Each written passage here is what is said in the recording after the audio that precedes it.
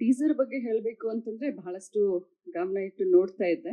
Thrill ಇತ್ತು, ತುಂಬಾನೇ ಒಂಥರ ಥ್ರಿಲ್ಲಿಂಗ್ ಆಗಿತ್ತು, ಹೊಸತನ ಇತ್ತು, ಶ್ರೀಮಂತಿಕೆ ಎದ್ದು ಕಾಣಿಸ್ತಾ ಇತ್ತು. ಅದರಲ್ಲೂ ಧನಂಜಯ್ ಆಕ್ಟಿಂಗ್ ಅಂತಂದ್ರೆ ಸೂಪರ್. ಅದರಲ್ಲೂ ಸ್ಪೆಷಲಿ ಕರ್ನಾಟಕದ ಲಾಕೆಟ್, ಕನ್ನಡ ಲಾಕೆಟು, ಅದು ಬಹಳ ಕ್ಲಿಕ್ ಆಯಿತು ನನಗೆ. ಮನಸ್ಸಿಗೆ ತುಂಬ ಸಮಾಧಾನ ಆಯಿತು.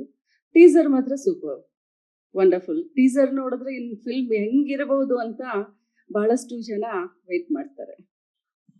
ಓಕೆ, ಟೀಸರ್ ಸೂಪರ್ ಅಂತ ಫುಲ್ ಮಾರ್ಕ್ಸ್ ಸಿಕ್ಕಾಯ್ತು ಅಲ್ಲಿ. ಇನ್ನು ಐರಾ ಫಿಲ್ಮ್ಸ್ ಸಂಸ್ಥೆ ಬಗ್ಗೆ ಬಹಳ ಎಕ್ಸ್ಪೆಕ್ಟೇಷನ್ ಆಲ್ರೆಡಿ ಕ್ರಿಯೇಟ್ ಆಗಿದೆ.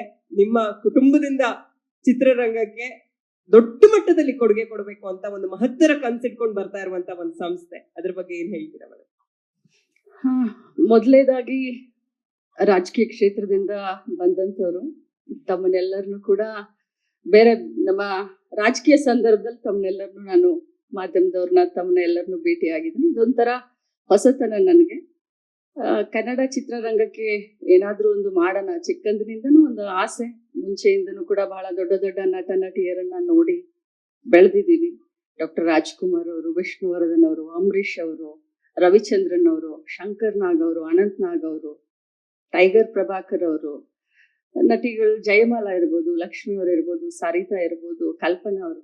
ಸೊ ನಾನು ಕೂಡ ಸಾಮಾನ್ಯ ಕುಟುಂಬದಿಂದ ಬಂದಂಥವಳು. ಎಲ್ಲರಿಗೂ ಎಷ್ಟು ಕನ್ನಡ ಫಿಲ್ಮ್ ಅಂತಂದ್ರೆ ಒಂದು ಆಸೆ ಇರುತ್ತೋ ಹಾಗೆ ನೋಡಿ ನಾವು ಕೂಡ ಬೆಳೆದಂಥವ್ರು. ಸೊ ಒಂದು ಆಸೆ ಅಂತ ಇತ್ತು. ಧನಂಜಯ್ ಅವರು ಒಳ್ಳೆ ಒಂದು ಕಥೆಯನ್ನ ಹೇಳಿದ್ರು.